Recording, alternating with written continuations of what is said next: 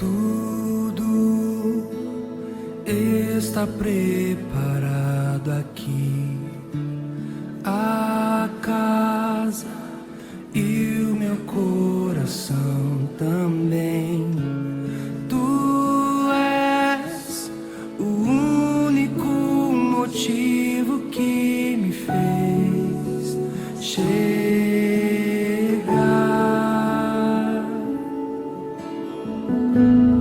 Os filhos já estão chegando aqui agora. Seja muito bem-vindo ao nosso Tadel Online. Esse mês de julho, nós queremos falar a respeito do tema temperamentos. Eu quero convidar você a entrar numa caminhada, numa jornada de autoconhecimento, de conhecer a si mesmo, de conhecer a respeito da sua realidade interior, da sua alma, da sua psique, mais especificamente do seu jeito de ser. Talvez ao longo dessa ministração do mês de julho você descubra por que você faz o que faz, ou por que você não faz aquilo que você gostaria tanto de fazer. Você vai perceber ao longo dessa ministração de que muito daquilo que você tem de comportamento, de hábito, ou até mesmo de vícios que você gostaria tanto de eliminar, estão intimamente ligados ao seu temperamento, à sua maneira de lidar internamente. E nós queremos convidá-lo para fazer desse momento um momento de treinamento de verdade. Nós estamos no nosso Tadel, e o Tadel é um treinamento avançado de líderes. E para ser um treinamento de verdade, a gente acredita que para isso acontecer do melhor modo possível, você precisa interagir com essa ministração. Ela não pode ser simplesmente uma pregação que você ouve, você reflete, você pensa, e diante de 1 hora ou mais tempo de mensagem, talvez poucas coisas de fato você grava para o próximo dia, ou daqui uma semana, ou daqui um mês. Então, como que nós podemos fazer isso de uma maneira dinâmica, interativa? Eu quero convidá-lo a você, nesse exato momento, pegar um bloco de anotações, papel, caneta. Talvez você pense, puxa, papel e caneta, eu estou com um celular na minha mão. Eu estou vendo essa ministração através do Facebook. Eu estou vendo essa transmissão através do YouTube. Só que para você colocar qualquer informação no seu bloco de anotações aí do seu celular, você vai ter que sair dessa ministração, sair dessa transmissão para poder entrar no aplicativo. Isso vai fazer com que você perca alguma informação importante. Então, para evitar isso, mesmo que você esteja num dispositivo nas suas mãos, como um celular, um tablet, talvez você está na frente de um laptop, talvez você está na frente da sua televisão, o modo mais apropriado de você reter essas informações é através de um bloco de anotações. Então, rapidinho, vai lá, pega esse bloco de anotações. Pega lá um papel, talvez 2, talvez 3 papéis, suficiente para que você possa colocar nesse papel tudo aquilo que você vai aprender ao longo das transmissões desse mês de julho. Eu estou animado e sei que você vai aprender muito. E o nosso desejo ao longo dessa ministração não é apenas aprender a respeito da nossa própria realidade interior, da nossa alma, mas é descobrir como que o Espírito Santo trabalha isso tudo.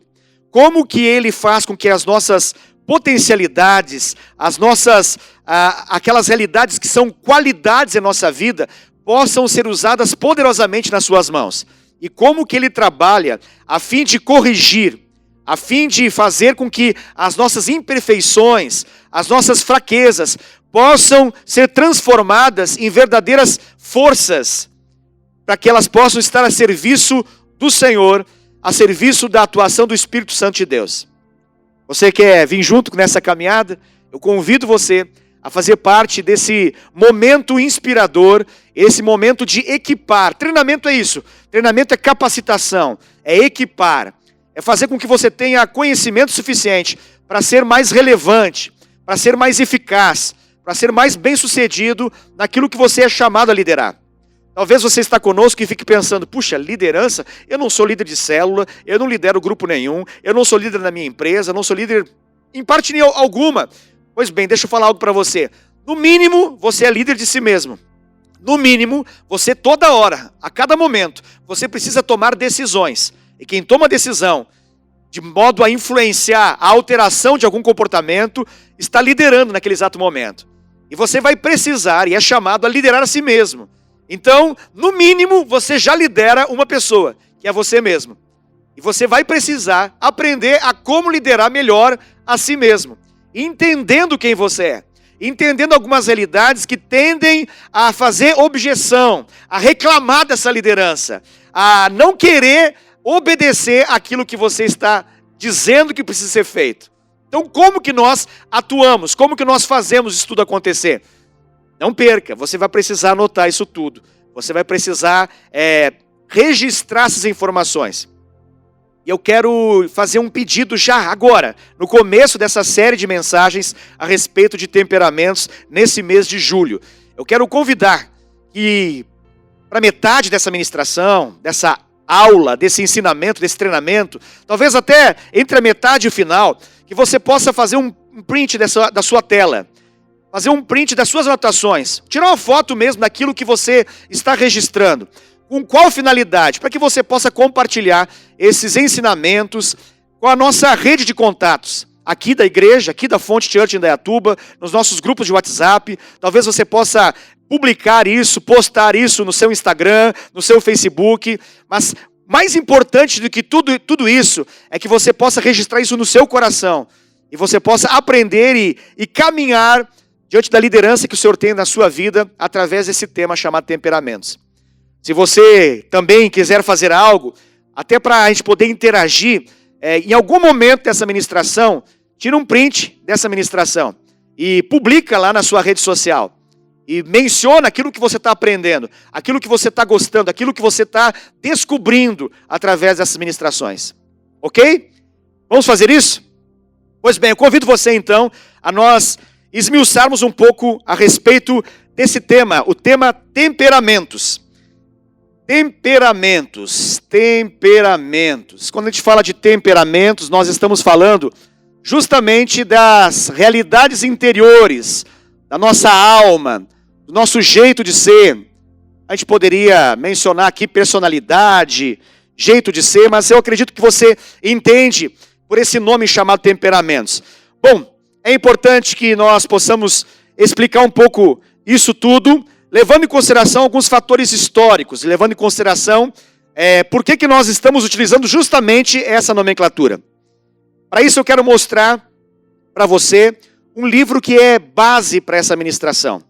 Eu quero mostrar para você aquilo que nos chega à conclusão que o Espírito Santo pode tratar, pode lidar com os temperamentos. Ok? Para que a gente possa entender melhor esse tema, quero mostrar para você um livro. É um livro antigo, existem muitas capas diferentes. Ele é um autor conhecido por várias publicações, mas Tim LaHaye, ele escreve a respeito desse tema chamado Temperamentos Transformados. Ok? Não é o único livro dele sobre esse assunto. Existe um outro livro a respeito de temperamento controlado pelo Espírito Santo. Mas esse livro Temperamentos Transformados, aborda justamente sobre o tema que nós queremos aqui explorar e entender melhor. E para isso é importante que nós possamos mencionar que essa ideia, essa teoria dos temperamentos, ela não surgiu com esse autor. Na verdade, esse autor é um autor cristão, e ele pega essa compreensão, essa teoria dos temperamentos de um estudioso e alguém que se dedicou a estudar a alma, a psique humana há muito tempo atrás. Muito tempo atrás mesmo. O nome desse homem foi um grande conhecedor da antiga Grécia, se chama Hipócrates. Hipócrates viveu entre 460 a 370 a.C. E ele foi considerado como o pai da medicina, pelo menos a medicina antiga, justamente porque ele foi alguém que se dedicou a entender as patologias do interior, da alma humana. Ele foi alguém que, de fato, buscou fazer aquilo que é o caminho inicial daquilo que muito tempo depois se tornaria a psiquiatria ou até mesmo a psicologia, ciências mais atuais, ciências desses últimos séculos.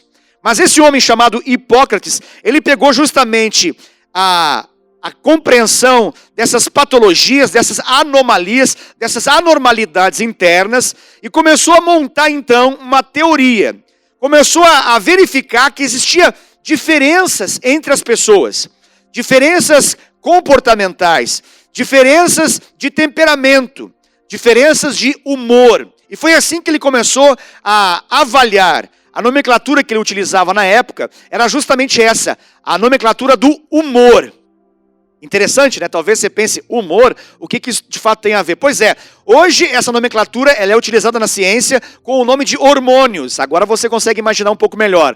Mas naquela época ele não tinha esse nome hormônios, não tinha todos os equipamentos que a medicina atual consegue, de algum modo, ter à sua disposição para fazer avaliações tão profundas. Naquela época, a avaliação dele estava muito em função das doenças, dos comportamentos viciosos, da maneira errada que as pessoas por vezes conduziam a si mesmo, e através disso ele foi então trazendo essa teoria, identificando esses problemas psiquiátricos, esses problemas ligados à alma.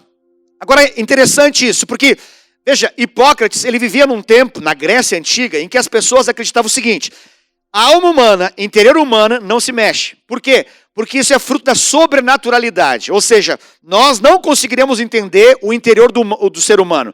Porque foram os deuses que assim quiseram que o ser humano fosse assim. Então, por um aspecto de mito até mesmo, e da compreensão de que isso era muito sobrenatural, ao ponto que não era bom mexer, eles entendiam que não poderia fazer nenhum tipo de estudo empírico para poder entender essa realidade do interior humano. Mas o Hipócrates ele não se manteve nesse pensamento. Ele acreditava que de fato existia uma determinação biológica e que fazia que as pessoas se comportassem e fossem de um jeito diferente de outras. Ele começou a argumentar e registrar isso cientificamente, de modo a estabelecer, isso é muito primitivo essa fala, mas ele entendia que o humor, a linguagem que ele utilizava, que depois vai ser colocado como temperamento, ele é determinado por alguns componentes internos, como o sangue, ele acreditava, o sangue, a bilis e fleuma. E com isso, com essa composição, ele teceu então e elaborou uma teoria de 4 temperamentos. De 4 temperamentos. Isso aconteceu há muito tempo atrás, e é importante que se diga que desde aquela época, até mais ou menos o século XVIII, ninguém mais mexeu nesse assunto. Inclusive, ao longo da história, desde que o mundo passou a ser polarizado, deixou de ser polarizado pela Grécia e passou a ser polarizado por Roma, houve então uma retirada desses conceitos. E desde a, entre aspas, conversão de Constantino, em 318 aproximadamente, de lá para cá não se mexeu mais nesse assunto, e até mesmo ao longo de todos os fatores históricos, se desacreditou a respeito de qualquer coisa ligado a essa realidade da compreensão mais profunda da alma.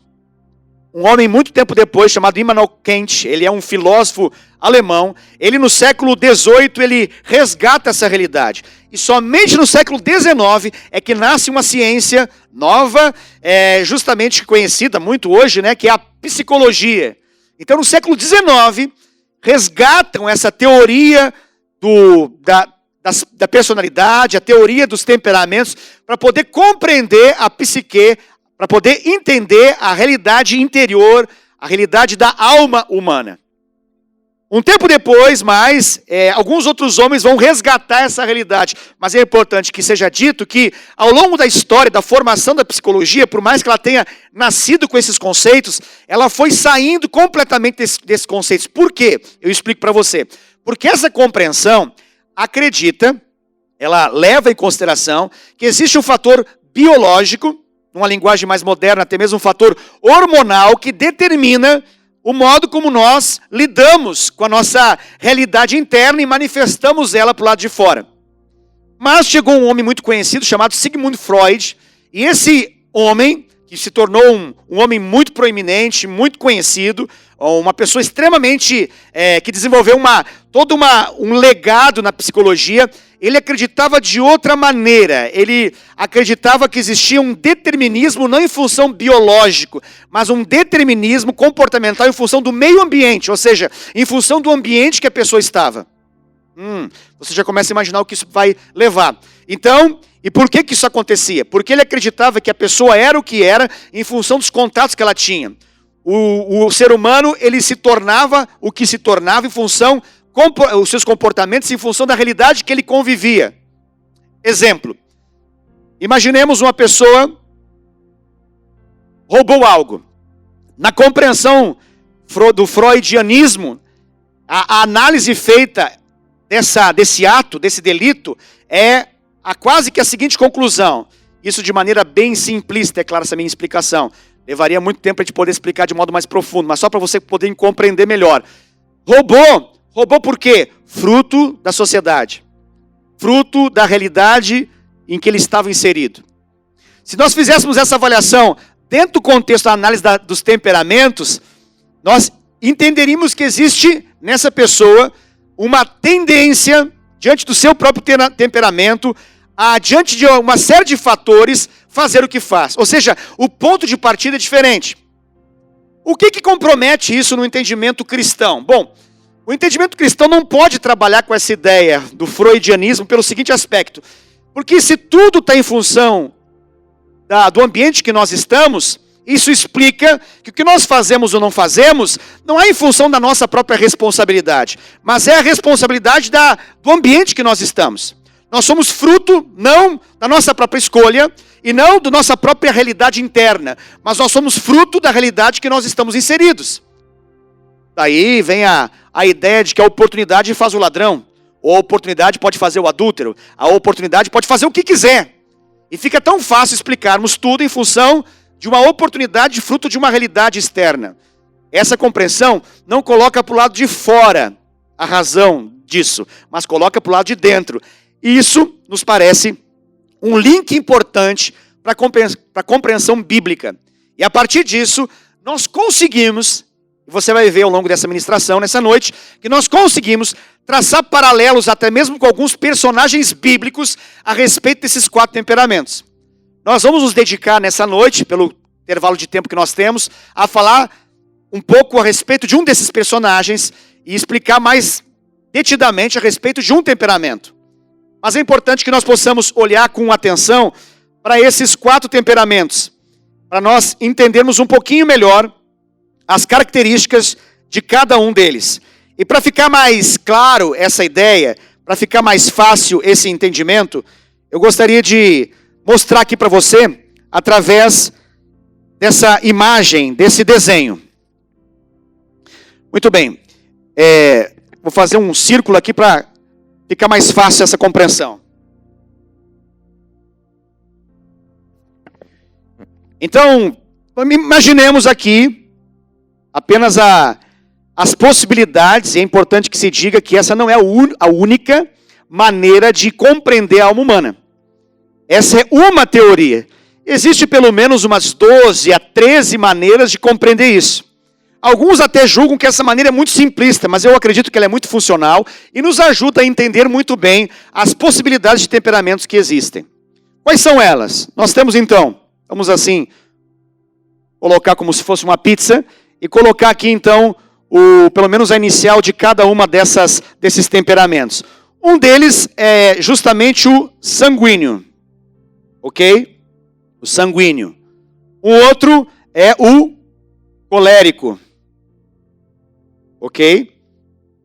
O colérico. Sanguíneo, colérico. Eu estou apenas colocando aqui uma letra inicial para que a gente possa acompanhar a ideia.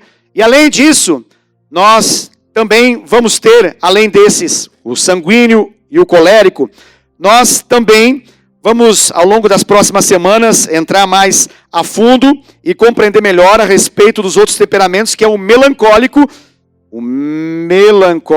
e o fleumático. Ok? Então, para que a gente possa entender um pouco como que isso acontece, vamos colocar aqui as qualidades, vamos assim chamar de qualidades, e os defeitos, ou as potencialidades, as forças do temperamento, E também vamos colocar as fraquezas, as vulnerabilidades, as mazelas de algum desses temperamentos. Nós vamos nessa noite nos deter nesse aqui, ok? Ao longo desse mês de julho nós vamos falar de forma mais plena de todos. Mas nessa noite nós vamos focar no temperamento do sanguíneo, ok? Então quais são, eu vou colocar aqui uma relação das qualidades de um sanguíneo. E eu vou colocar aqui a relação dos defeitos de um sanguíneo. Então, vamos às qualidades. Um sanguíneo, ele é muito... Deixa eu pegar aqui uma outra caneta. Ele é extremamente comunicativo. Acho que vai ficar melhor para você visualizar. Aí. Ele é comunicativo. Ok? Uma característica extremamente importante, até no aspecto de liderança. Um sanguíneo, ele é extremamente comunicativo. Além disso, ele tem uma facilidade grande de se destacar dentre os demais. É fácil você perceber um sanguíneo, porque ele tem normalmente a primazia da palavra, ele é aquele que fala mais, ele é aquele que se destaca mais na comparação com os demais. Entre um grupo, ele é o que normalmente fala em nome do grupo, ele é aquele que normalmente toma a primeira palavra, não necessariamente acerta, muitas vezes erra, mas é importante que se ressalte como uma qualidade, como algo que pode ser uma característica positiva, que ele é alguém que ele se destaca. Então, vamos colocar aqui como alguém destacado. Vamos colocar aqui como alguém destacado. Ok? Destacado. Outra qualidade muito interessante do sanguíneo é que ele é extremamente entusiasmado. Quando você está diante do sanguíneo, você fica entusiasmado, porque ele é alguém que ele tem essa característica. Ele é alguém que facilmente demonstra a sua euforia, a sua alegria extrema. Ele tem um entusiasmo nato. Isso é dele, é característica dele. Então ele é alguém entusiasmado. Entusiasmado. Ok? Comunicativo, destacado, entusiasmado. Um entusiasta, na verdade, ele não apenas é entusiasmado para si mesmo, mas também tem a capacidade de ser um entusiasta. Ele é alguém que gera uma capacidade de vamos fazer para todos que estão à sua volta. Ele é extremamente motivador. Alguém que as pessoas costumam gostar de estar perto, pela capacidade que ele tem de, como um imã, de atrair as pessoas e de entusiasmá-las, de gerar esse entusiasmo. Ele é alguém também que costuma expressar uma capacidade de ser amável, ou até mesmo afável. Ele tem essa capacidade, ele é alguém que expressa muito.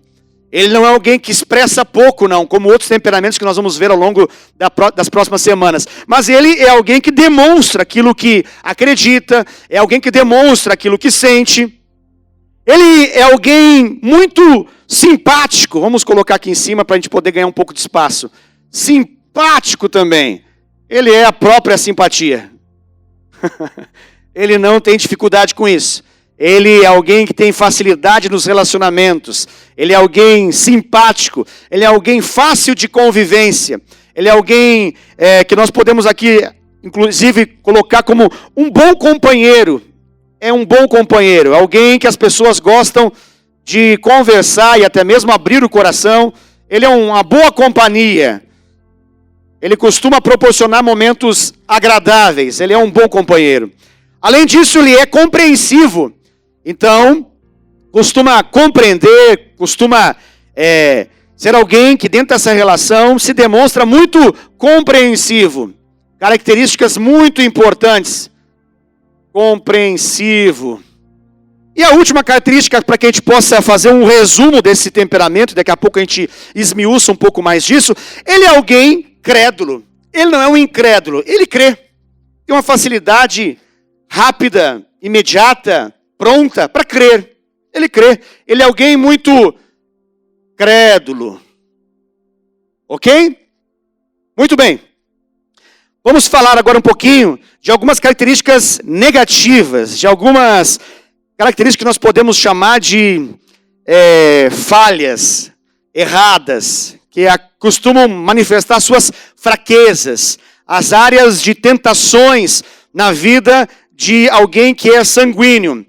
Alguém pode chamar também, alguém poderia mencionar de defeito. São os defeitos da vida de um sanguíneo. Quais são eles? Ele é extremamente volúvel. Volúvel fala de inconstância. Então, vamos colocar aqui, ele é volúvel. Ok, volúvel. Ele também é alguém indisciplinado. Olha só, é alguém que tende a começar bem e acabar mal. Ele troca rapidamente as coisas. Ele troca rapidamente aquilo que está fazendo. Não necessariamente preguiçoso, não entenda mal. Ele faz com afinco aquilo que se compromete a fazer. Mas por perder a graça rapidamente daquilo que faz, logo troca para poder fazer outra coisa. Ou seja, ele é indisciplinado. Ele é alguém que foge de disciplina, sejam elas físicas, sejam elas espirituais também. Então, ele é alguém indisciplinado. Indisciplinado. Ok? Você está anotando aí, não é mesmo? Anote. Isso aqui é importante para você compreender e analisar, no primeiro momento, a si mesmo, compreender a sua própria realidade. Ele também é alguém inseguro. Muitos dos seus erros e pecados passam pela sua própria insegurança. Num primeiro momento, ele dá uma ideia de muita segurança por causa do seu ímpeto, por causa da sua coragem, por causa da sua bravura inicial, por causa do seu entusiasmo como um fogo, como uma paixão, porém fugaz. E que logo se demonstra como alguém inseguro. Então, vamos colocar aqui, que ele luta contra a sua própria insegurança. É uma das áreas de tumulto na vida de um sanguíneo. Essa insegurança, por vezes, se manifesta como medo, ok? Tem uma tendência ao medo. Ele por mais que ele seja um bom companheiro, compreensivo, inúmeras são as vezes que a sua queda é determinada pelo seu egocentrismo. Ele é egocêntrico. O que é egocêntrico? Egocêntrico é como se o centro fosse em função dele mesmo. Você se apaixona pelo sanguíneo por causa das suas características e daqui a pouco ele se transforma em alguém antipático. Porque ele tem a tendência de dizer que aquilo que ele faz é melhor. Então ele é alguém que facilmente fala com muita habilidade das suas potencialidades, mas acaba se perdendo por causa da sua indisciplina, em função da sua insegurança, em função da sua própria inconstância, e gera facilmente, porque isso ele gerou uma expectativa aqui, então ele frustra essa expectativa e faz com que as pessoas o vejam até mesmo como um egoísta. Então ele tem essa característica do egocentrismo. Ele é egocêntrico. Egocêntrico. Ok? Muito bem. Ele é alguém, se você está junto com um sanguíneo, você não vai ficar em silêncio não, porque ele é alguém barulhento. Diferente de outros temperamentos que nós vamos falar que são tão tranquilos, serenos e silenciosos, o sanguíneo ele é barulhento. Você vai identificar um sanguíneo porque ele é alguém espalhafatoso seja nos seus gestos, e quando não é no gesto, no seu comportamento em si. Ele é alguém barulhento. Normalmente esse barulho se expressa até mesmo pelos decibéis da sua própria voz. É alguém que naturalmente se destaca em meio à conversa e tem uma capacidade de se destacar até mesmo em termos de volume de voz. Ele emite mais barulho do que outros tipos de temperamento. Por quê? Porque ele tem uma tendência ao exagero. Ele também é exagerado. Aquilo que outros temperamentos minimizam, o sanguíneo maximiza. Então, aquilo que para alguns temperamentos seria um problema menor, para o sanguíneo é uma realidade gritante, grotesca, gigante, violenta. Ele vai usar expressões fortes para poder mostrar a sua própria realidade de alguém que tem uma tendência a ser exagerado. Exagerado nas conclusões, exagerado nas percepções, exagerado nas análises, nem todas as análises são seguras, verdadeiras, na verdade, muitas vezes falha muito na capacidade analítica e crítica. Ele é alguém que é exagerado. Vamos colocar aqui, ok? Nós já falamos a respeito da insegurança, você pode colocar do lado aqui a palavra medroso para ficar mais fácil, ok? E ele é alguém, essa é uma percepção um tanto desafiadora, mas é importante ser analisada, e você vai entender muito bem isso quando a gente começar a falar a respeito de um personagem bíblico. Ele é alguém, entre os temperamentos que nós vamos falar, ele é alguém que tem uma tendência à fraqueza moral. Ele é fraco, moralmente. Isso naturalmente.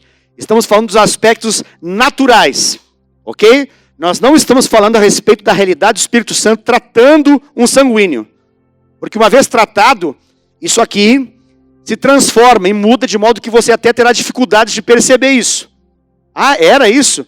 Para você saber se era isso, você não pode, na verdade, olhar para alguém que já está maduro em Cristo, ou até mesmo maduro em função, emocionalmente maduro. Alguém que já passou por muitas realidades e amadureceu em meio ao confronto dessa realidade. Agora, para você analisar esse temperamento, a melhor maneira é analisar na base. E analisar, na verdade, na maneira tosca do temperamento original. Aquilo que na Bíblia nós vamos chamar de a velha natureza.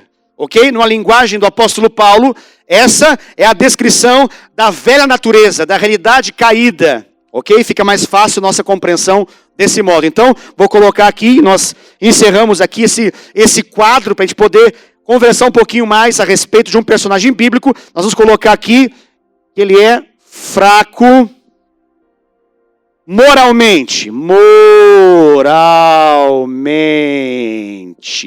Ok? Moralmente. Muito bem. Então nós temos aqui um desenho para que a gente possa compreender melhor a respeito disso. Ok? Legal. Agora que nós temos essa realidade aqui, é importante que nós possamos falar um pouquinho, não apenas de um exemplo bíblico a respeito disso, mas também de alguns exageros que podem acontecer na medida que nós começamos a falar a respeito de temperamentos. Existem alguns usos e abusos dessa ferramenta. Como assim? Não estou entendendo. Existe algum risco nisso tudo? Sim. Sabe qual é o risco disso tudo? De você compreender isso e a partir dessa compreensão justificar os seus próprios erros. Como assim? Não estou entendendo. É assim, ó, funciona assim. Você agora olha para aquele quadro e você chega à seguinte conclusão quando peca, quando erra. Não deu. Não tive o que fazer. Afinal de contas, eu sou assim. Afinal de contas, esse é meu temperamento. Afinal de contas, esse é meu jeito de ser. Então, não há o que possa ser feito. Essas são conclusões, numa linguagem bíblica, carnais. Essas são uma conclusão, uma compreensão baseada na realidade original da nossa carne. Não a partir da realidade daquilo que o Espírito Santo transforma na nossa vida. Então, dos erros que muitas pessoas, elas passam a vida se desculpando e se justificando em nome de uma compreensão do seu próprio temperamento. Esse é um erro. Ou seja, é o uso da ferramenta contra si mesmo. Mas existe um uso da ferramenta contra o outro. É quando a gente compreende isso e agora a gente começa a olhar para todo mundo à nossa volta, fazendo essa leitura. E ao fazer essa leitura, é como se a gente já soubesse quais são as suas fraquezas. E agora a gente começa então a caminhar com as pessoas, já antecipando as suas próprias quedas. Como assim? Você já começa a caminhar com as pessoas por uma análise comportamental, por uma análise de temperamento, e você já começa a dizer assim, olha, você tem tendência a isso, você vai cair nisso, olha, cuidado com isso vai acontecer, tal e tal coisa. Sem que a pessoa peça uma ajuda, sem que a pessoa te autorize a falar a respeito disso, sem que a pessoa de algum modo se coloque para ser analisado. Então, um risco muito grande dessa análise aqui é você usá-la de maneira indiscriminada. É você usar essa ferramenta como uma compreensão julgatória, ou seja, como uma análise que você faz para julgar e condenar as pessoas. Isso é um equívoco. Por isso eu quero dizer algo para você.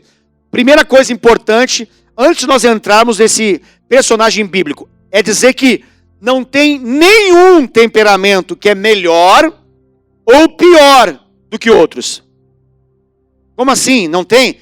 Você vai ver ao longo desse mês de julho, nessa jornada que nós estamos fazendo, nesse mês de julho, essa temporada falando a respeito de temperamentos, que todos os temperamentos têm qualidades e têm defeitos, têm forças e têm fraquezas, têm oportunidades e têm ameaças envolvidas.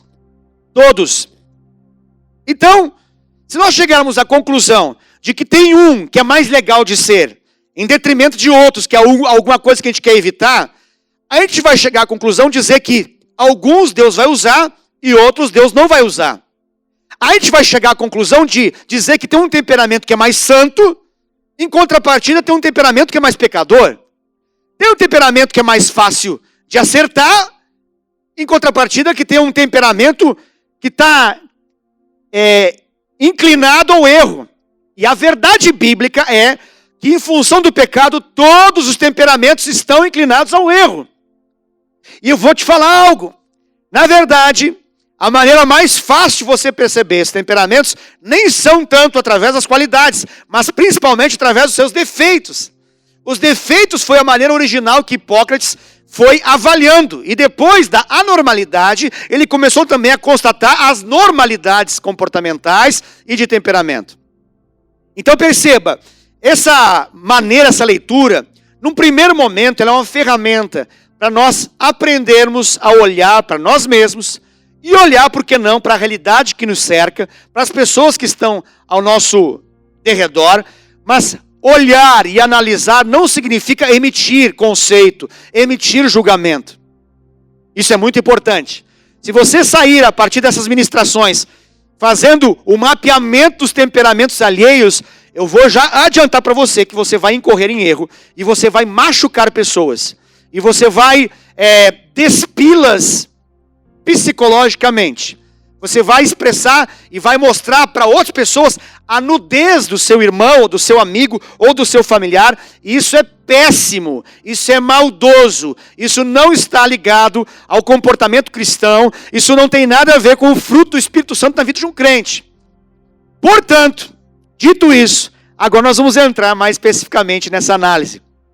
E talvez você está pensando assim, talvez você já conheça, talvez até mesmo o livro, ou talvez até mesmo uma série de mensagens, pregações a respeito de tantos personagens, que logo a sua mente já é levada a olhar com mais atenção para um e dizer, esse com certeza é um sanguíneo. Vamos ver se você acertou. Vou te dar 3 segundos para você pensar, qual personagem bíblico é alguém sanguíneo, segundo a descrição do que nós acabamos de falar. 1, 2, 3. Pensou? Você falou? Pedro acertou. Você acertou em cheio. E o interessante é que, talvez você pense assim, puxa, mas é fácil identificar, pastor, porque o Pedro, ele tem muita informação sobre a vida dele, tem muita informação sobre a alma dele, tem muita informação a respeito do temperamento dele. Deixa eu fazer uma pergunta para você, por que tem tanta informação a respeito dele? Porque ele é alguém que é simpático, comunicativo, destacado, ele é alguém entusiasta, ele é alguém amável, bom companheiro, é alguém compreensivo e crédulo. Pega só as características positivas, você já veria uma pessoa em destaque. Você já veria um líder nato, com características fáceis de estar à frente, na vanguarda de realidades e de situações e até mesmo de pessoas. Mas por que você chegou a essa conclusão tão rápido? Eu acredito que não foi por causa das características meramente positivas, mas você chegou a essa conclusão por causa principalmente das características negativas, ou dos defeitos do nosso querido irmão e uma pessoa que nos serve como um exemplo para essa noite, e também um exemplo de fé, principalmente em função da experiência que ele teve com o Espírito Santo de Deus, que é o Pedro. Vamos falar um pouquinho a respeito do Pedro. Nós teríamos muita coisa a falar, obviamente, mas nós queremos nos deter apenas uma análise da pessoa do Pedro, dessa personalidade do Pedro, para nós identificarmos não só a respeito da carne desse homem, mas também daquilo que o Espírito Santo, uma vez que trata esse homem, pode usá-lo para a glória de Deus poderosamente. Quando nós olhamos para esse personagem, ele é um querido personagem do Novo Testamento, nós vamos perceber que ele é extremamente extrovertido. Tem alguns estudiosos que eles foram reduzindo uma análise do temperamento para apenas 2 tipos de temperamento, que se chama extrovertido e introvertido. É mais simplista, né? Mas algumas pessoas analisam o temperamento apenas por isso. Extrovertido ou então introvertido. Pois bem, o nosso querido Pedro aqui, ele é alguém extremamente extrovertido. E uma vez que ele é extrovertido, ele é alguém que demonstra aquilo que está no seu interior. Ele é alguém que as pessoas que andam com ele vão vê-lo e entendê-lo facilmente. Porque ele é muito visível a todos. Ele não consegue ficar no lugar sem mostrar a si mesmo. E é por isso que a Bíblia vai registrar os seus tropeços de modo tão significativo. Os seus tropeços aqui vão mostrar o quanto que a carne dele é evidenciada. Tem momentos que o Pedro ele é extremamente amável, extremamente alegre, extremamente entusiasmado e entusiasta, mas tem momentos que ele é assustador. Tem algumas realidades que alguém até poderia chamar que ele é bipolar, porque no momento ele é de um jeito, passa pouco momento, ele é exatamente o oposto daquilo. A gente fica pensando, meu Deus, como alguém pode ser assim? Pois é, esse é um tipo de temperamento, mais caracterizado na figura do Pedro, para que a gente possa entender. Ele é alguém que tem, veja bem, ele é possuidor de pouca força de vontade. A vontade do Pedro, ela é pequena na comparação com outros personagens bíblicos. Ele é alguém que tem essa limitação. Ele é alguém que ele é emocionalmente instável. Ele é alguém facilmente explosivo. Explode rapidamente. Ele é irrequieto. Ele é alguém que tende ao egoísmo. Na juventude de um sanguíneo, e o nosso exemplo aqui é o Pedro, mas você pode pensar de maneira mais ampla nos sanguíneos que você conhece. Talvez você seja um. Então, na juventude, quando outras pessoas olham para o jovem sanguíneo, eles têm grandes expectativas. E é uma tendência natural de dizer que esse jovem sanguíneo, quando ele crescer, ele vai ser, dentre os homens, um dos mais bem-sucedidos. Só que, infelizmente, a realidade mostra que na maioria das vezes, de alguém que tem uma expectativa tão grande de ser bem-sucedido, a maioria dos sanguíneos acabam naturalmente, analisando de forma natural, sem avaliação da atuação do Espírito Santo de Deus, tende a não alcançar esse êxito, tende a não alcançar esse ser bem-sucedido, ser vitorioso. Por quê? Porque eles têm grande dificuldade de seguir detalhadamente as instruções. Um sanguíneo, ele tem uma dificuldade de seguir detalhadamente as instruções. E quase nunca ele fica quieto. Então ele tem uma chance grande de trazer problemas para si mesmo no meio desse percurso. Ele é alguém que, no fundo da sua grande ousadia, no fundo do seu grande ímpeto, na verdade é alguém extremamente inseguro. É alguém extremamente temeroso, medroso. Normalmente, essas pessoas se destacam no primeiro momento. Se destacam como vendedores, se destacam como oradores, se destacam como líderes, se destacam como atores, mas passa um tempo, essa grande liderança acaba sucumbindo por causa dos aspectos negativos dessas características do próprio temperamento. Normalmente eles se destacam na comparação com os demais, porque eles falam mais que os outros. E eles tendem a tomar a frente numa conversa, numa negociação. Então normalmente eles se destacam dos demais. E normalmente eles sempre falam e falam muito. Há uma tendência do sanguíneo em falar muito. Você vai ver isso na vida de Pedro. Ele é alguém que falava muito. E isso vai levar ele, em alguns momentos, a ser repreendido. E, em alguns momentos ele vai ser repreendido até mesmo de maneira dura pelo próprio Jesus. E por que é repreendido? Por causa da sua boca. Ele tem uma facilidade exagerada de falar, sem necessariamente pensar. Ele não faz necessariamente uma grande análise e sai falando. E logo percebe que errou. Logo percebe que se equivocou no seu argumento. Na verdade, quando nós analisamos personagens bíblicos, nenhum outro, como Pedro, foi tão repreendido ao longo da sua trajetória lado a lado com Jesus. Mas também nenhum outro teve tanto louvor quando falou do que Pedro junto a Jesus. Jesus se encarregava de enaltecer quando ele acertava, mas Jesus se encarregava de repreendê-lo quando ele errava, e muitas vezes ele erra. Ele tinha um carisma capaz de atrair as pessoas. Não é à toa que ele se destaca rapidamente como um líder dentre os apóstolos. Não é à toa que um sanguíneo rapidamente se destaca dentre os demais. O Hipócrates, que é o autor dessa teoria dos 4 temperamentos, ele deu esse nome aqui de sanguíneo justamente considerar que o sanguíneo tem uma facilidade do seu sangue aquecer. Agora você entende por que o nome sanguíneo, não é mesmo? Então, a ideia do Hipócrates era que o sanguíneo tem um sangue quente. Essa é a ideia. E em nome do seu sangue quente, ele age. E age de forma rápida, imediatista, sem muito pensar. Então, o calor do seu coração determina suas decisões. Ele é alguém que tem uma tendência a tomar decisões na base das emoções. Rápido toma, rápido faz, mas não necessariamente se mantém fazendo aquilo que começou. Ele tem uma mente vibrante, vibra dentro dele, cheia de ideias, cheia de criatividade, porém, acaba se perdendo em meio da sua impulsividade. Ele é extremamente impulsivo. Um impulso agiu. Cheio de entusiasmo, cheio de adrenalina envolvida. Entusiasmado e capaz de entusiasmar os demais. Seu coração quente sempre está subindo pela boca e normalmente sai pela boca. E sai com palavras que na maioria das vezes vai fazer com que ele vai se arrepender depois. Ele terá inúmeras possibilidades de ficar quieto, mas normalmente ele nunca acerta a hora de ficar quieto. E ele costuma falar quando não é conveniente.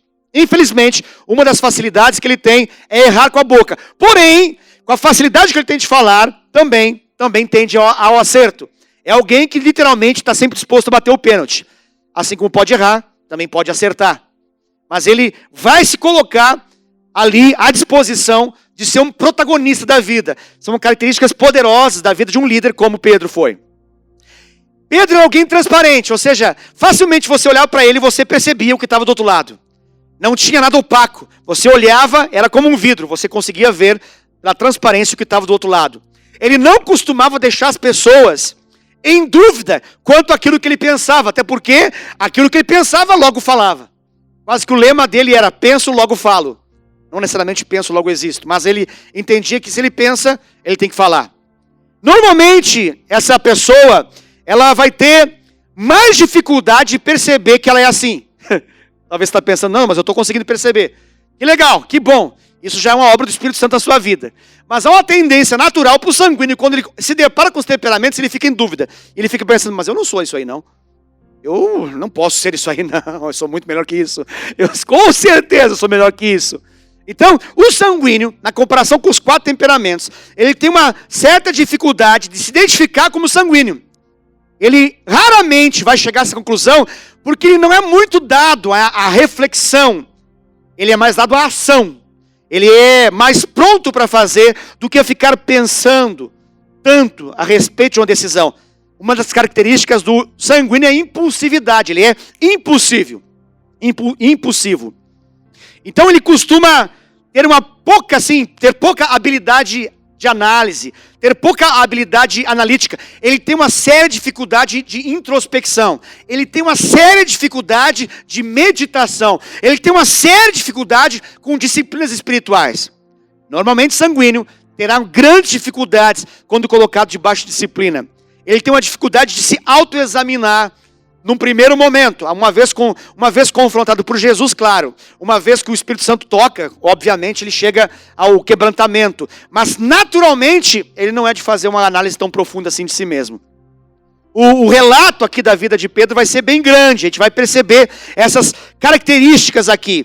A impulsividade ela é muito clara.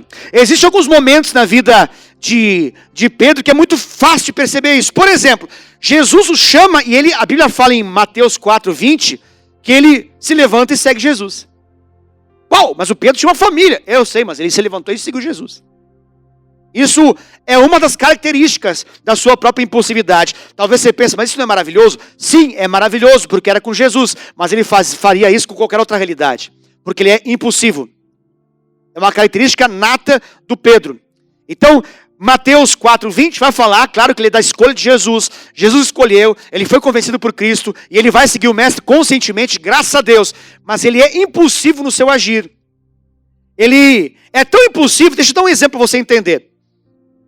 Ele começa a seguir Jesus e tem uma ocasião que ele está passando perto da família dele, perto da casa dele. O que ele faz? Isso está em Marcos capítulo 1, verso 29. Ele convida todo o time de discípulos para ir lá na casa dele comer. Aleluia. Não teria nenhum problema, não é mesmo? Se não tivesse uma sogra doente lá. Olha só, olha a circunstância da casa. Nós temos uma casa com uma mulher enferma, e ele coloca todo o time dos discípulos para estar naquele lugar, sem pensar, sem planejar, sem perguntar, sem saber se dava. Jesus é maravilhoso, não é mesmo? Jesus aproveita essa oportunidade para curar a sogra de Pedro. Mas o começo da história é justamente esse que eu estou mencionando para você. Essa era a realidade inicial. Perceba, a impulsividade dele, ela era para coisas boas também. Não apenas para coisas erradas, mas para coisas boas. Por exemplo, qual outro discípulo, se Jesus falasse, venha sobre as águas, iria de fato tirar os pés do barco e caminhar sobre as águas? Senão, esse homem, chamado Pedro. Por quê? Porque a sua impulsividade era importante nesse momento, para que justamente nessa ocasião, ele pudesse andar sobre as águas. E quando nós vemos isso, nós temos o registro da impulsividade de Pedro. Porque ele era alguém que, apesar da sua valentia, da sua coragem, capaz de se lançar, ele, instantes depois, nós já percebemos o seu medo evidente. É interessante porque ele é alguém como que se joga, e depois que se joga, depois que salta, ele percebe as consequências do seu salto. Então, quando alguém o desafia a saltar, ele prontamente se lança. Mas quando ele salta, ele percebe, meu Deus, eu estou fazendo isso mesmo? E ele percebe então as consequências envolvidas nesse se lançar, nesse saltar. Isso a gente pode perceber claramente na descrição de Mateus capítulo 14, do verso 28 até o verso 31, que registra a respeito de Pedro andando sobre as águas. Agora, é interessante que o Espírito Santo, na medida que começa a tratar a vida de Pedro, ele trata essa impulsividade e torna esse homem naturalmente impulsivo em um homem pacífico, em um homem que tem domínio próprio. Que coisa impressionante! Isso é um milagre, isso é obra do Espírito Santo de Deus na vida de Pedro. Quer que eu te dê mais uma narrativa a respeito da sua impulsividade? Jesus convida Pedro, Tiago e João para ir até o Monte da Transfiguração. Lá ele se transfigura. Lá nós temos um momento que Jesus ele fica iluminado na presença de Pedro, Tiago e João. Fica como o sol ao meio-dia. Suas vestes ficam reluzindo. E de repente aparece ali naquele monte Elias e aparece Moisés. Nós temos um momento maravilhoso, sobrenatural. O que acontece? Pedro toma a palavra. E quando Pedro toma a palavra, a primeira frase que sai da sua boca é: bom é estarmos aqui. E ele cogita então o seguinte: olha, me permita fazer uma tenda para cada um de vocês. Tenta imaginar o que ele está falando. Obviamente, qualquer leitor rasteiro rápido vai chegar à conclusão: o que ele está falando? Se Elias apareceu, Moisés apareceu, aquilo ali é uma manifestação sobrenatural. É uma manifestação espiritual. Não é uma manifestação física a tal ponto que se possa fazer uma casa, se possa fazer daquele momento ali um lugar, uma cabana para que Elias entre, durma, coma, e para que Moisés faça o mesmo. Não tem nada a ver essa história. Mas por que ele falou? Porque é uma tendência natural dele falar. Há uma tendência de ele falar em momentos de pressão, de momentos em que ele se sente de algum modo impelido a tomar uma postura. Ele é aquele que sempre, na hora que alguém precisa se manifestar, ele é o primeiro a se manifestar. Às vezes ele até responde o que ninguém está perguntando. Às vezes ele até fala nas melhores das intenções, porque ele é bem intencionado. Ele não é alguém mal intencionado nos seus comentários. Quando ele fala de fazer tendas, a verdade é que ele tem uma boa intenção nisso. Mas de maneira lógica, é óbvio que essa ideia é insana, é irreal, não tem nada a ver. Então, as suas palavras mal pensadas, elas acabam sendo mal dirigidas. é típico de Pedro. Se não bastasse isso, aquele momento é o típico momento que todos deveriam ficar calados. Todos deveriam ficar calados, quietos. É o momento que a glória de Deus está ali. E chega um determinado momento que o Pai, o Abba, a glória de Deus vem numa nuvem. E aí temos um momento que vale a pena comentar. O Pai fala, e o Pai aponta para Jesus e diz assim: este é o meu Filho amado, a Ele ouvi. Será que você consegue imaginar com quem mais precisamente Deus, o Pai, estava falando quando Ele fala a Ele ouvi? Obviamente é porque quem deveria falar alguma coisa era quem ali? Jesus. E quem estava falando? Pedro. E a Bíblia deixa claro que Pedro continuava falando. Parece que momentos tensos, momentos de pressão, momentos diferentes, momentos que não se sabe o que falar, Pedro é o primeiro a falar. Por que isso? Porque é o seu temperamento. Ele é alguém que tem essa agilidade em fazer algo. Quer mais um exemplo? Jesus está para ser crucificado. Vem então os homens para poder prender Jesus. Naquele momento, na calada da noite, surge aquela cena e de repente um daqueles homens, um soldado, vai na direção de Jesus. O que Pedro faz? Pedro, eu não sei de onde ele tira isso, mas ele acha uma espada. E na habilidade de um guerreiro que ele nunca foi, ele mira a cabeça desse Malco, ele acerta a orelha do Malco.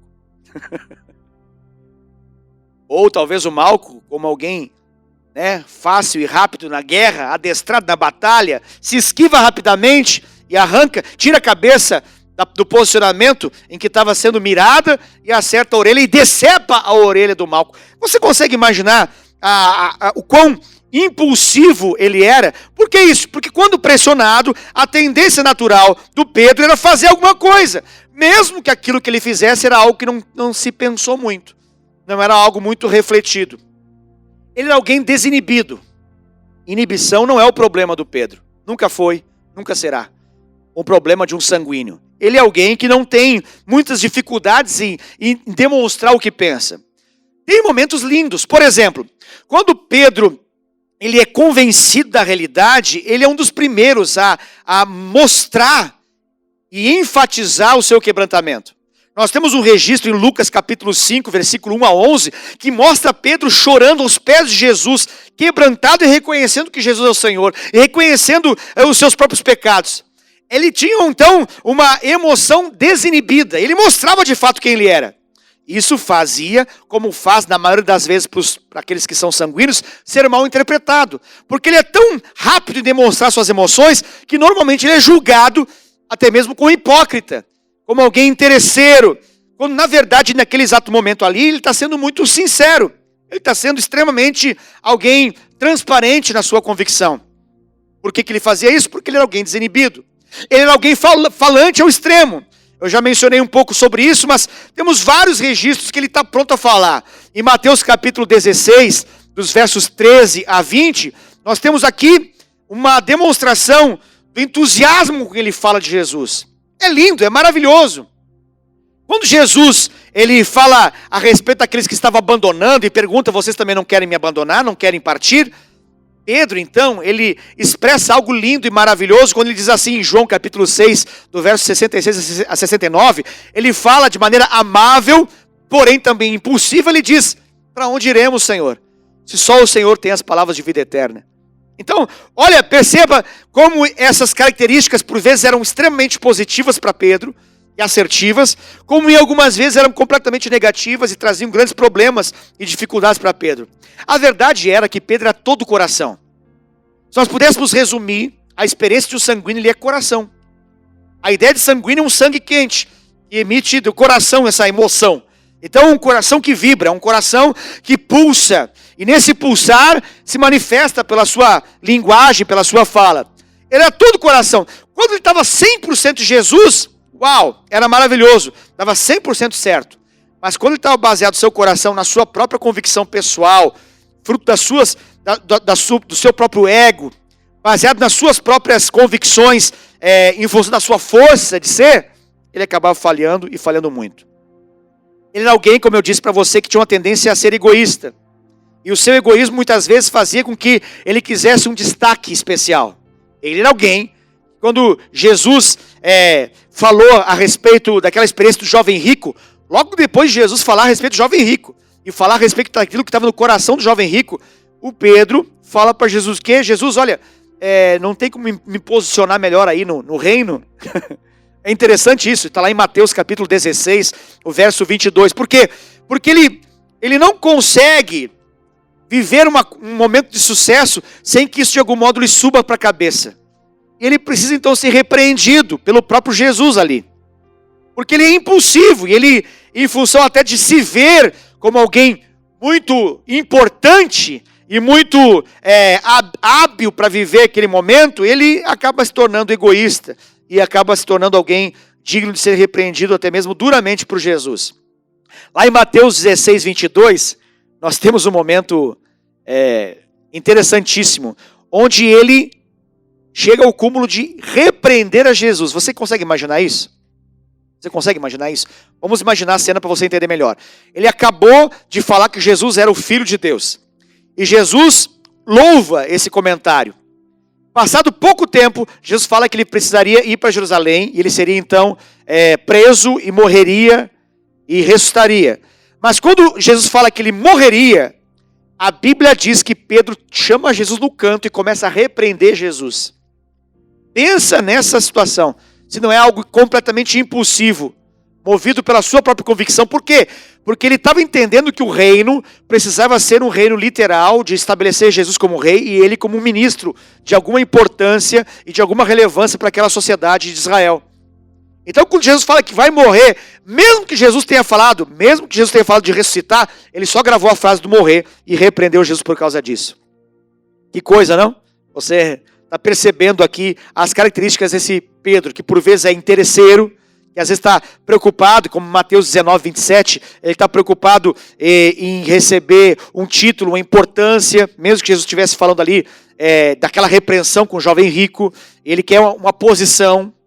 Ele por vezes ele acaba sendo, vou usar essa expressão, como um fanfarrão. Ele usa de umas palavras que mostram a capacidade que ele tem de se gabar com facilidade, de se exaltar pelos seus feitos. Ele tem essa tendência de gargantear os seus feitos para que os demais possam perceber aquilo que ele fez. Isso naturalmente causa uma antipatia entre as pessoas que estão à sua volta. O sanguíneo é o típico pessoa que você dá corda para o sanguíneo e ele acaba se enrolando com as suas próprias palavras. As próprias palavras do sanguíneo acabam por condená-lo, acabam por repreendê-lo. Quer ver uma situação para você poder entender melhor? Quando Jesus, em Mateus 26, do 31 ao 35, Jesus está falando a respeito do que ia acontecer com ele na cruz, que ele iria morrer, iria ter um momento de abandono coletivo. Pedro chega naquele momento e conclui o seguinte, ele diz assim, mesmo que todos te abandonem, eu jamais te abandonarei. Por que essa convicção? Porque ele estava baseado nas suas características positivas, naquilo que ele já viveu. Ele andou sobre as águas, ele acertou quem Jesus era, ele falou que Jesus era o Cristo, o Filho do Deus vivo, e Jesus falou para ele que isso não foi nem carne nem sangue que revelou, mas sim o Pai que estava no céu. Então, ele está baseado nos seus acertos para poder cravar que todo mundo pode abandonar, mas ele não ia abandonar. O que aconteceu?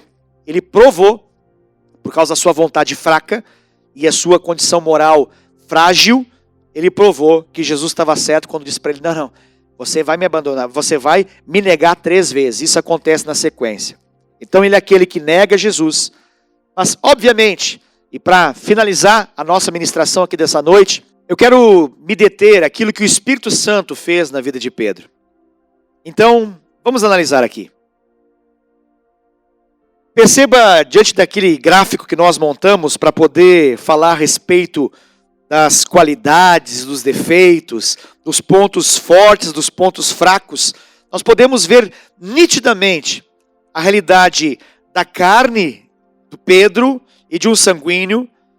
E nós também percebemos as qualidades naturais da vida desse sanguíneo, mas quando o Espírito Santo se torna de fato aquele que enche a vida interior de Pedro, nós vamos perceber uma mudança drástica nessa realidade. No lugar de volúvel, nós vamos perceber alguém constante. No lugar de alguém fraco moralmente, nós nós vamos perceber alguém extremamente forte moralmente.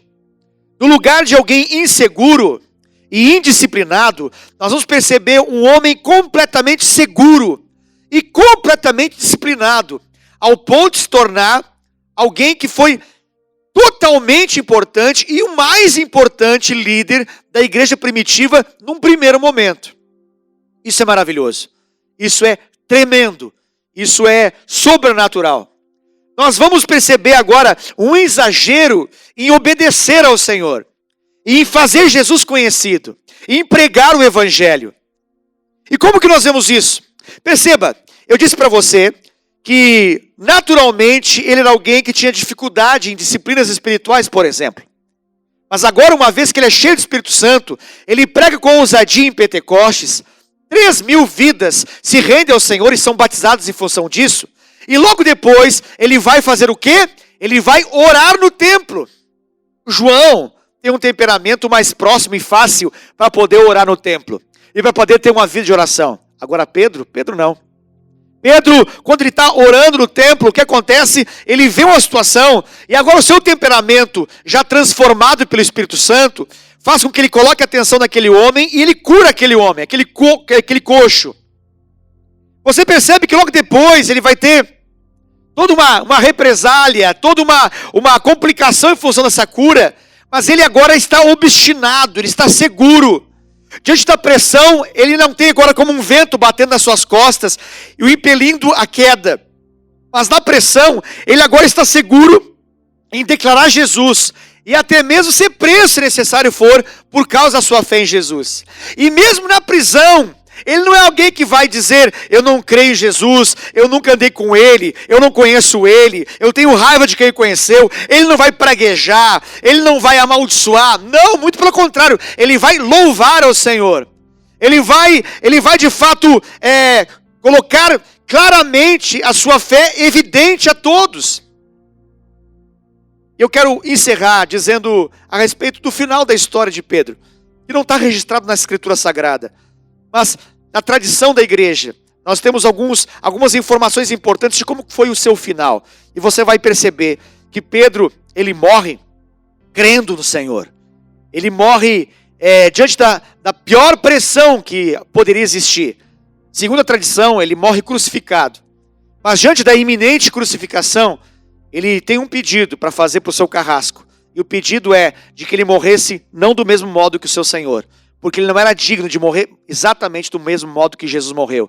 Então, ele morre de cabeça para baixo numa cruz, crucificado de cabeça para baixo. Essa é uma demonstração da fé desse homem, que ao longo dessa vida cheia do Espírito Santo, ele ressuscita mortos, ele cura enfermos, ele com a sua sombra é alguém que manifesta a cura e o poder de Deus. E essas características que são negativas são transformadas a fim de poder manifestar a glória do Senhor. Eu quero concluir dizendo para você que é um sanguíneo, ou para você que lida com pessoas sanguíneas à sua volta, que aquilo que faz com que essas características negativas sejam transformadas, não é a força de vontade dessa pessoa. Porque o sanguíneo ele tem boa vontade, mas a sua vontade é fraca. O que faz uma transformação poderosa na vida de um homem sanguíneo como Pedro é a pessoa e é o enchimento do poder do Espírito Santo. É a pessoa do Espírito Santo. Ser cheio do Espírito Santo é ter um temperamento controlado e é manifestar glória ao Senhor.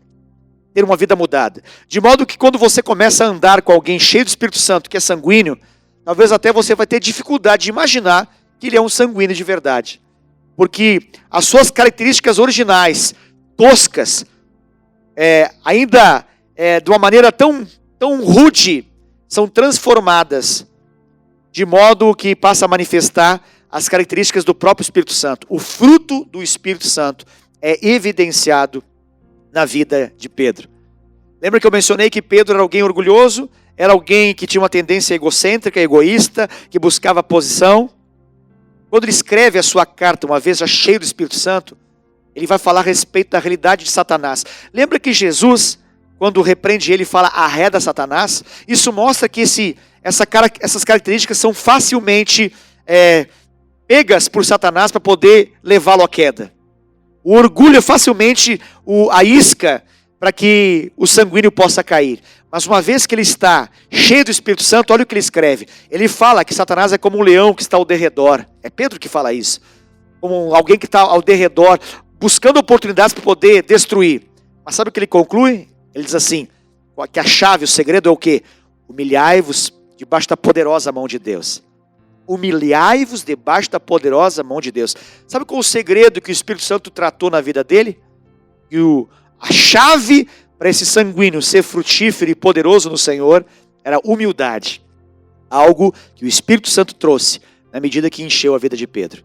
Eu quero orar pela sua vida e quero convidá-lo a continuar essa série de mensagens na semana que vem, aprendendo mais a respeito do tema temperamentos. Se você que está gostando, faça aquilo que eu falei no começo. Tire um print dessa mensagem, dessa ministração, publique nas suas redes sociais, avise as demais pessoas que está sendo maravilhoso esse tema e esse momento. Se você está aprendendo, compartilha através de uma foto aquilo que você anotou, aquilo que você colocou num papel. Isso é importante para que a gente possa saber que está sendo eficaz e relevante essa ministração para você. Amém? Vamos fazer isso? Faça isso nesses próximos minutos e compartilhe e comente aquilo que você está gostando. Deixa eu falar algo para você que está no YouTube. Talvez você está no YouTube e até esse presente momento você já fez vários comentários no bate-papo. Tem um chat ali, né? E você já fez vários comentários. Muito legal, muito bom. Sua participação é maravilhosa. Mas deixa eu falar algo para você. Esses comentários, eles não são publicados. Para que o seu comentário fique registrado, sabe onde você tem que ir? Nos comentários de fato do YouTube. Então, nessa transmissão, não apenas fale algo lá no bate-papo, não apenas digite algo no bate-papo. Coloque o seu comentário, coloque o seu testemunho. Diga algo importante, que foi impactante, uma frase talvez que você ouviu nessa mensagem. Publique isso. E isso, de fato, vai tornar esse vídeo algo mais relevante para que outras pessoas possam ver depois. Tá bom? No Facebook é diferente. Todos os comentários ficam registrados, mas no YouTube só vai ficar, de fato, registrados os comentários que forem colocados nesses comentários principais, abaixo do vídeo que você está vendo. Tá bom? Deus abençoe a sua vida poderosamente. Deixa eu orar por você nesse momento. Pai, que o Senhor possa, através dessas mensagens, dessa jornada de série de mensagens que nós estamos ministrando aqui, que o Senhor possa nos mostrar, que o Senhor possa nos revelar, que a gente possa ver a maneira como nós somos, que nós possamos nos sujeitar ao Teu Espírito Santo, que o Senhor possa tratar a nossa vida, e que no lugar de ser inclinado para a carne, nós possamos ser inclinados para o Teu Espírito Santo. E uma vez que nós somos cheios do Teu Espírito, que nós possamos ser uma bênção nas Tuas mãos, e edificar e tocar a vida de muitas e muitas pessoas, assim como foi na vida de Pedro, no nome de Jesus. Deus te abençoe, até a semana que vem, fique na paz do Senhor. Tchau, tchau.